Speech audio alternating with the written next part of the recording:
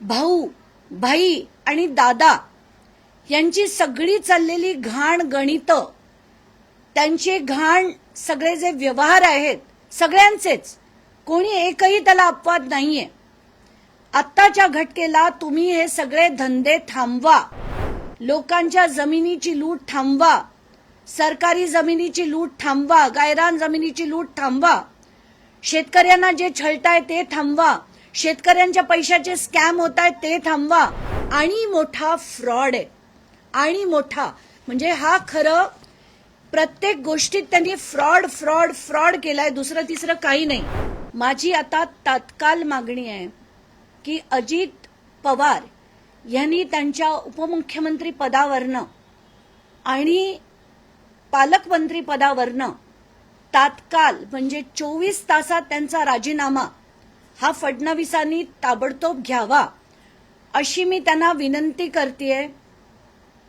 त्यांना वॉर्निंग देतेय की जर हे त्यांनी केलं नाही तर मला पुढचं पाऊल म्हणजे उद्या दिल्लीला जाऊन अमित शहा यांची भेट घ्यावी लागेल आणि गृहमंत्री म्हणून या देशाचे, ज्यांनी ना खाऊंगा ना खाने दूंगा असं आश्वासन भारताच्या जनतेला दिलं होतं, त्यांना मी त्यांच्या भेटीची मागणी करते.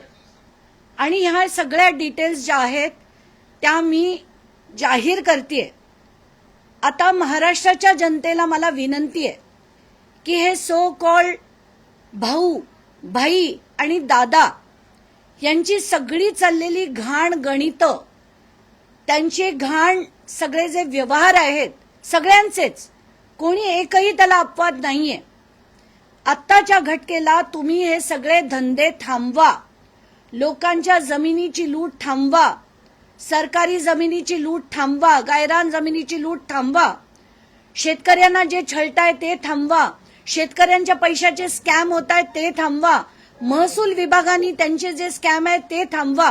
कारण आताच्या घटकेला जो चाललंय हे मी जे दाखवणार आहे ते अतिशय भयानक प्रकार आहे, भयानक प्रकार आहे. आपल्याला काय सांगितलं गेलं की एक सरकारी जमीन 40 एकर आहे, त्याच्यात LOI घेऊन अमेडिया कंपनीने एक व्यवहार रजिस्टर केला 500 रुपयाच्या स्टॅम्प ड्युटी भरून.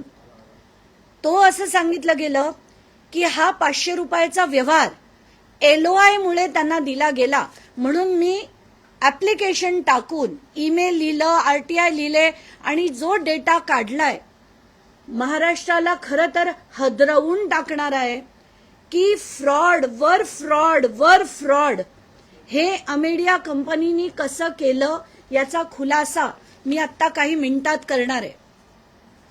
हे आहे ऍप्लिकेशन फॉर LOI जे अमेडिया कंपनीने केलं.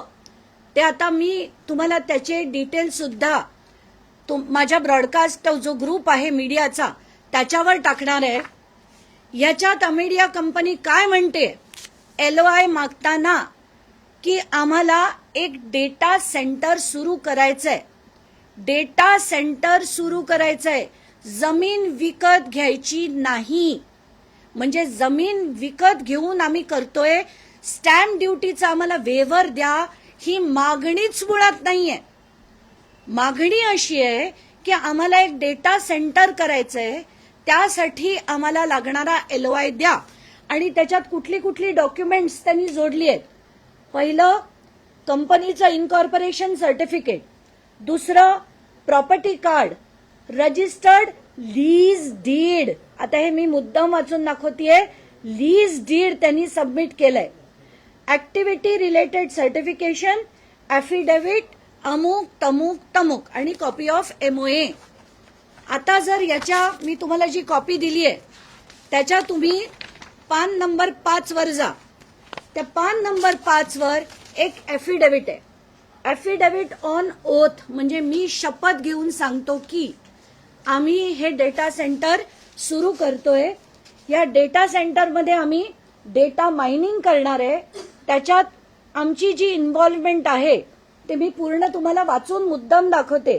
To provide IT services, to implement cyber security measures, to offer redundant infrastructure tier 3 और tier 4 फॅसिलिटीज, लँडला डॅश, बिल्डिंगला डॅश, आणि एकूण आमची इन्व्हेस्टमेंट ही 98 लाखाची होणार आहे.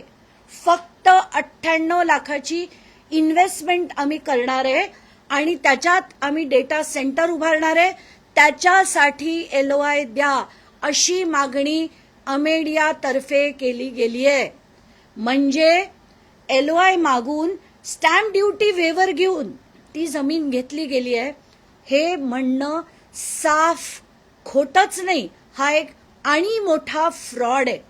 आणि मोठा म्हणजे हा खरं प्रत्येक गोष्टीत त्यांनी फ्रॉड फ्रॉड फ्रॉड केलाय, दुसरं तिसरं काही नाही.